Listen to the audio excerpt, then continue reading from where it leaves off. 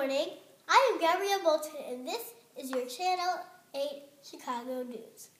Today, we have a special news segment. We are featuring a special woman and her accomplishments. We are going to talk about Dr. Mae Jemison and her dream of becoming an astronaut. Mae Carol Jemison was born in Decatur, Alabama on October 17, 1956. Her father, Charlie, was a roofer and a carpenter, and her mother, Dorothy, stayed home to care for the kids. Mae had two other siblings, a sister, Ada, and a brother, Ricky. Dr. Mae Jemison is one of Chicago's very own.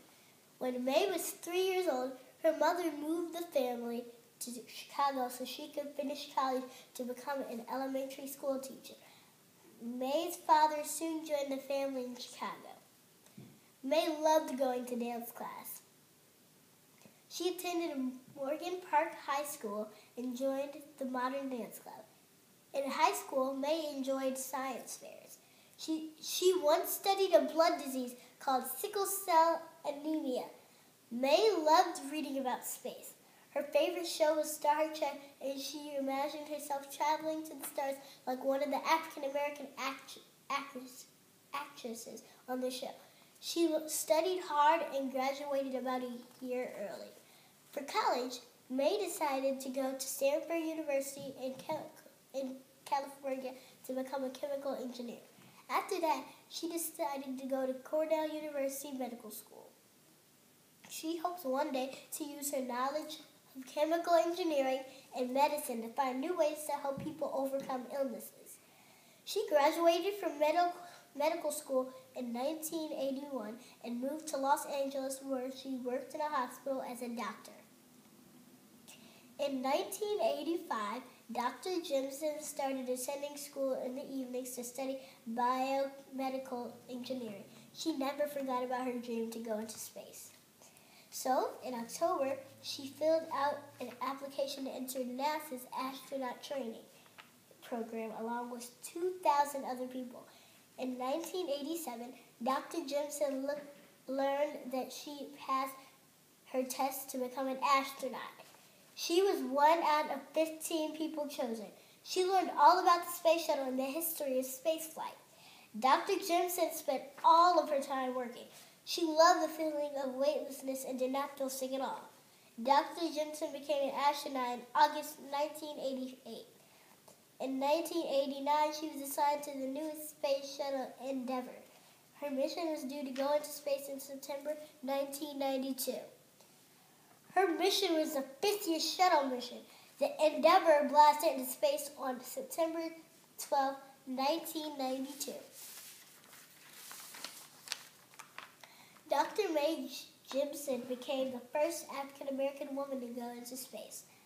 While in space, she worked on science experiments and looked out the shuttle window at the Earth, the Moon, and the stars. She even danced in space. Her space shuttle flew for 8 days and landed on September 20th, 1992. When she came back home on her birthday, the city of Chicago held a 6-day celebration in her honor. She spoke at her high school and told the students to follow their dreams. In 1993, Dr. Jemison left NASA and started her own company, the Jemison Group, Inc. In 1994, Dr. Jemison honored her mother by setting up the Dorothy Jemison Foundation. It was made to help teachers make science fun and interesting in their classes. Dr. Jemison was a dancer, a scientist, a doctor, and an astronaut. And last but not least, she's an inspiration. During the same time era, there have been several important worldwide events. Just 1 year after Dr. Mae Jemison blasted in outer space, something big happened to the world of computers. In 1993, the World Wide Web was introduced to the world. The World Wide Web is what we use to connect to different internet pages. In 1998, a U.S. spacecraft found water on the moon.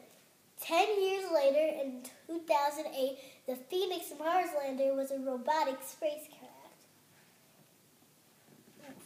Found ice on the planet Mars. Later that same year in the United States, the first African-American president was elected. President Barack Obama and Dr. Jimson both went to the same college, Cornell University. President Barack Obama was later elected in 2012 for another presidential term. Today, there have been 14 African-American astronauts. There have only been 3 women. Learning about Dr. Mae Jimson helped me know that you should follow your dreams, no matter how big they are. Study and work hard to make your dream come true.